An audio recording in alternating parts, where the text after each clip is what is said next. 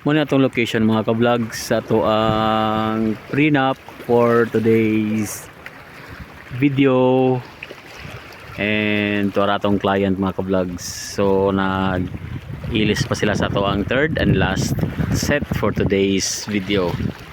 So to dito nag-assist si Mrs. Ito mga makeup artist. Si bride na agad na naka-blue.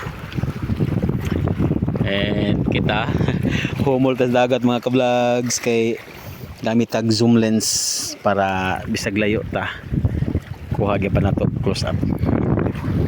So kuha na siya rin mga ka-vlogs pangpang na ni diri sa may Kawayan kato nga area mo to sa Biasong dito kato Biasong to mga ka-vlogs na. Okay, thank you for watching.